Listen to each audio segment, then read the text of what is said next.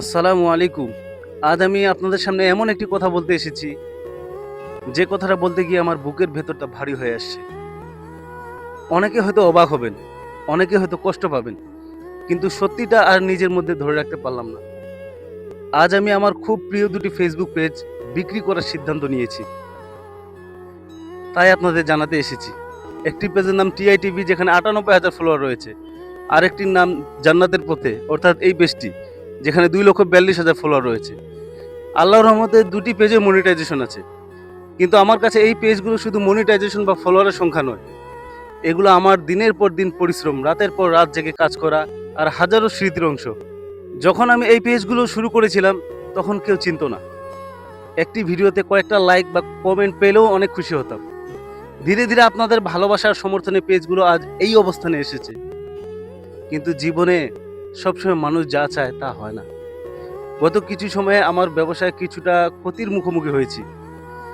সেই সময় ব্যবসা টিকিয়ে রাখা এবং বিভিন্ন দায়িত্ব সামলানোর জন্য আমাকে ঋণ নিতে হয়েছিল।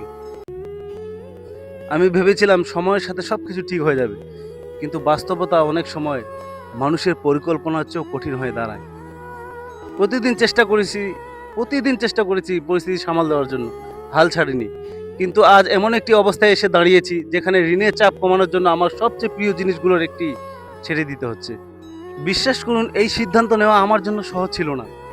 অনেকে হয়তো শুধু দুটি পেজ দেখছেন, কিন্তু আমি যখন এই পেজগুলোর দিকে তাকাই, তখন আমার চোখে ভেসে ওঠে হাজারো দিনের পরিশ্রম, অসংখ্য ভিডিও, আপনাদের ভালোবাসা, কমেন্ট, মেসেজ আর দোয়া। বিশেষ করে জান্নাতের পথে পেজটি আমার হৃদয়ের খুব কাছের।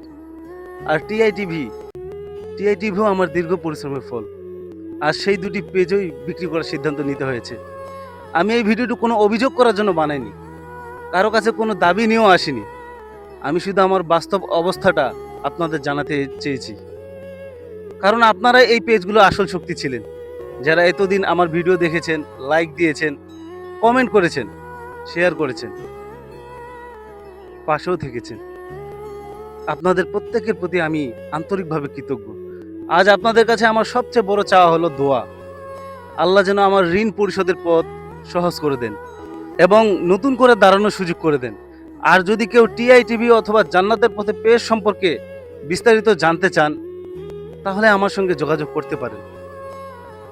সবশেষে একটা কথাই বলবো, একটা পেজ বিক্রি করা যায়, কিন্তু সেই পেজের সাথে জড়িয়ে থাকা স্মৃতি বিক্রি করা যায় না।